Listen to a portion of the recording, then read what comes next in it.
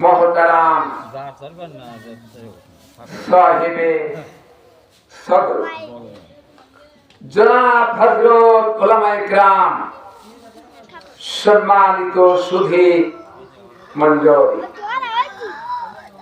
उपस्थित আমার দিনদার ইমানদার ইসলাম প্রেমিক মুসলমান ভাইরা পর্দার আড়ালে সম্মানিতা মা ও বোনেরা আসসালামু আলাইকুম ওয়া রাহমাতুল্লাহি ওয়া বারাকাতুহু। আমরা মহান আল্লাহ রাব্বুল আলামিনের দরবারে শুকরিয়া আদায় করেছি যে পরম করুণাময় মহান আল্লাহ তাআলা জালিমদের হাত থেকে রক্ষা করে পরিবেশ অনুকূলে এনে আজকে তাফসীর মাহফিল ওপেনে আমরা করতে পারছি বা আজকে এখানে আসতে পেরেছি। এজন্য সেই মহান আল্লাহ রাব্বুল আলামিনের দরবারে শত চুদ্ধ কণ্ঠে বিনয় অবনীত চিত্তে শুকরিয়া জ্ঞাপন করছি। সকলেই পড়ে নেই আলহামদুলিল্লাহ। বন্ধুরা, আজকের এই তাফসীর মাহফিলে আসতে পেরে আপনারা খুশি না বেজার? লোক সংখ্যা যেমনটি হওয়া দরকার তেমনটি দেখা যাচ্ছে না। আমার মনে হয় কেবলমাত্র রাত্রি ৮টা বাজে আস্তে আস্তে খাওয়া দাওয়া করে আসবে নাকি গ্রাম এলাকা। তো মাইকের আওয়াজ যত দূর যাবে আমি সকলের দৃষ্টি আকর্ষণ করে বলবো, আজকের মাহফিলে যেমন তেমন কোন আলেম আসেন নাই। বাংলাদেশের উত্তর বঙ্গের ভিতরে শ্রেষ্ঠ আলেমে দ্বীন মুফাসসিরে কোরআন আল্লামা হযরত মাওলানা কারামত আলী নিজামী সাহেব মাদ্দাজিল্লুহুল আলী, তিনি আপনাদের এখানে উপস্থিত হয়েছেন। তিনি কোরআন হাদিস থেকে আলোচনা করবেন। আমাদের দেশে এখন তাফসীর মাহফিলের নামে গজল, আযান, কিরাত বলেই বক্তা দুই একটা কিসসা কাহিনী বলেই চলে যায়, ঠিক কিনা? অথচ বিজ্ঞাপন পোস্টারের সাথে লেখা থাকে তাফসীরুল কোরআনে কারীমের মাহফিল। তাফসীরের ত উচ্চারণ হয় না সেখানে। তো তাফসীর কারে বলে? তাফসীর আল্লামা দেলোয়ার হোসেন সাঈদী সর্বপ্রথম এই বাংলাদেশে কোরআন তাফসীর শিখিয়েছেন, তিনি চালু করেছেন। এবং আজকের প্রধান বক্তা আল্লামা হযরত মাওলানা কারামত আলী সাহেব মাদ্দাজিল্লুহুল আলী তাফসীর কারে বলে আপনাদেরকে হাতে কলমে দেখায়া শিখায় দেবেন ইনশাআল্লাহ। আমি আপনাদের মাহফিলে দ্বিতীয় বক্তা হিসাবে আমন্ত্রিত হয়ে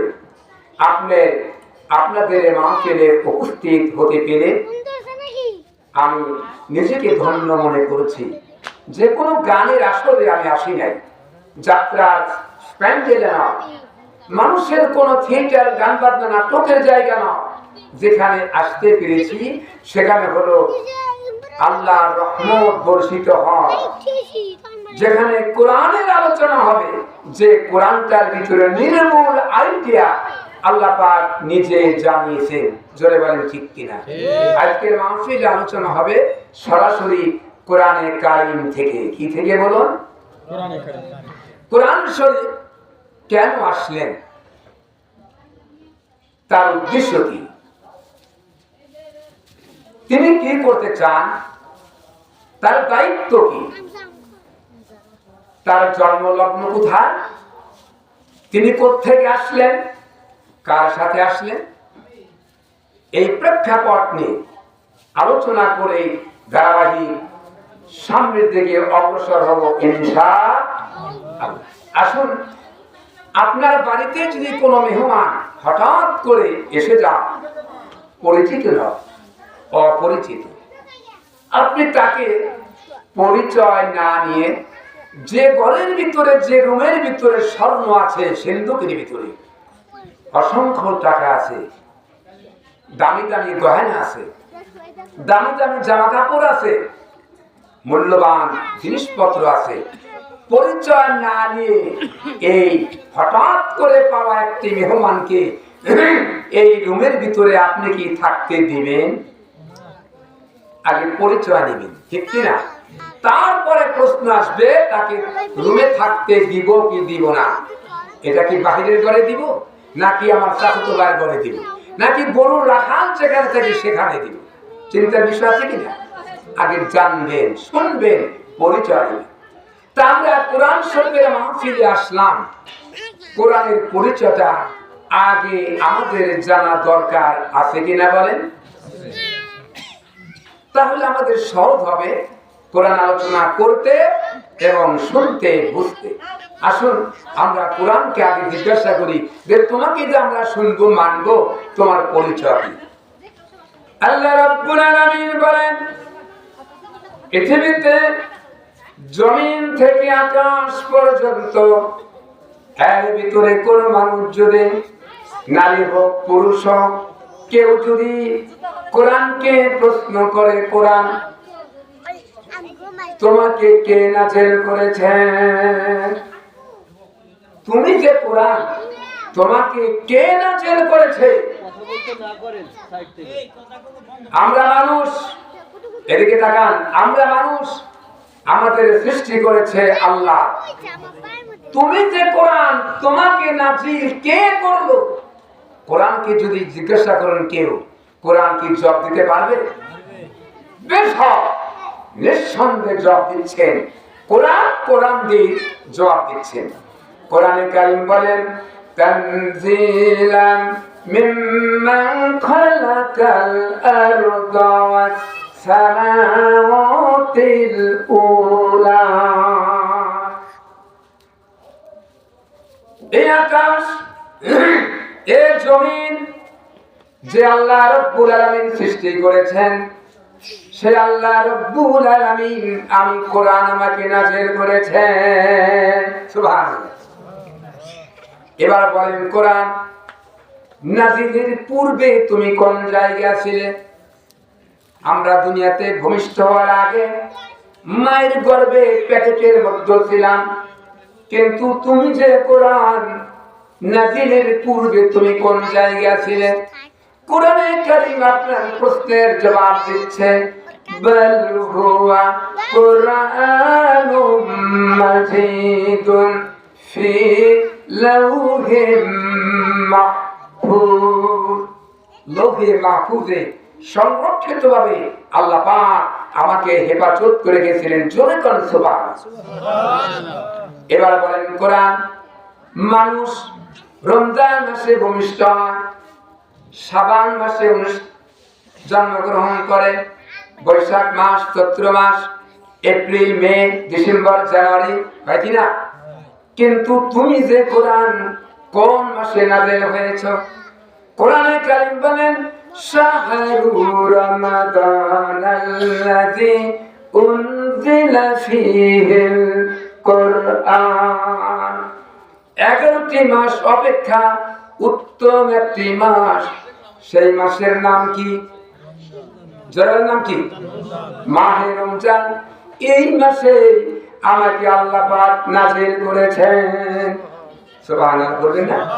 তারপরে বলেন, কোরআন মানুষ দিনেও ভূমিষ্ঠ হয়েছে, রাত্রেও হয়েছে, কিন্তু তুমি যে কোরআন দিনে না রাত্রিতে নাযিল করেছে, নাযিল হয়েছে তুমি।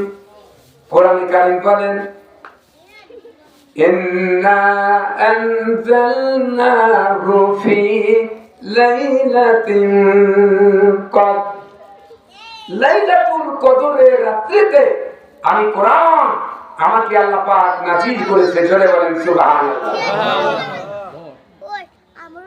যদি বলেন কোরআন, আমরা ব্যবসা করি, বাণিজ্য করি, দোকানপাট করি, চাকরি করি, ক্ষেত খামারে কাজ করে, রাজনীতি করি, ইলেকশন করি, ভোট দেই, আমরা তো মানুষ। এই কোরআন তোমার ভিতরে কি রাজনীতি আছে নাকি? এগুলি কি পাবো?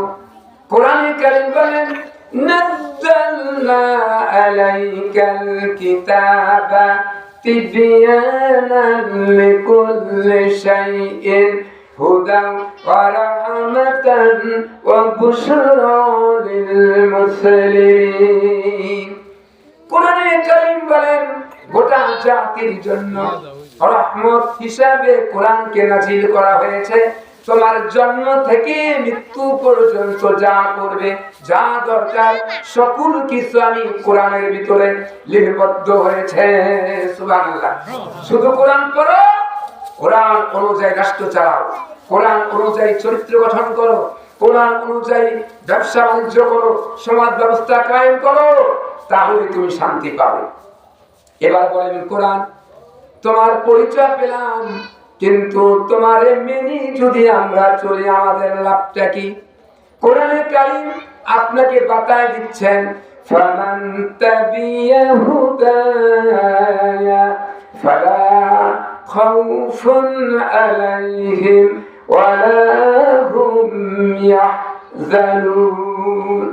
আমি কোরআন আমাকে মেনে যদি সংসার পরিচালনা করো, রাষ্ট্র কায়েম করো, সংবিধান চালু করো কোরআন দিয়া, চরিত্র গঠন করো, সংসারিক জীবনে কোরআন অনুযায়ী চলো, স্ত্রীকে পর্দা করো কোরআন অনুযায়ী, ছেলে মেয়েদের লেখাপড়া করাও কোরআন অনুযায়ী, ব্যবসা বাণিজ্য করবে কোরআন অনুযায়ী, ভোট দেবে কোরআন অনুযায়ী যদি করো, তাহলে তোমাদের কোনো ভয় নাই, কোনো চিন্তার কারণ নাই।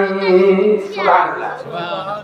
কোরআন হচ্ছে গোটা জাতি মুসলমানের জন্য শুধু একা নয়, গোটা পৃথিবীর সকল মানুষের জন্য কোরআন খোলা। যে সেই পবিত্রতা অর্জন করে কোরআন তেলাওয়াত করতে পারবে, কোরআন অনুযায়ী চলতে পারবে, এই অর্ডার কার? এই কোরআন যে দেশে কায়েম হয়েছে, কোরআন দিয়ে রাষ্ট্র পরিচালনা হয়েছে, সে দেশে চুরি বন্ধ হয়ে গেছে, ডাকাতি বন্ধ হয়ে গেছে, মারামারি কাটাকাটি ছিনতাই দর্শন কিছুই নাই। মক্কা শরীফে একজন মহিলা গভীর রাত্রিতে অনেক দূর থেকে হেঁটে হেঁটে আসতেছেন, আর একজন পুরুষ যুবক 16 বছরের ভরা যুবক ওই দিকে যাচ্ছে ধায়া। গভীর রজনীতে একা একা মহিলাকে চিন্তা পড়ে গেল, একটা ছেলে আসতেছে, ও যদি আমাকে দেখে ইজ্জত হরণ করবে। তিনি ভয় আস্তে করে বসে গেলেন, হাদিস বানায় বলতেছি না।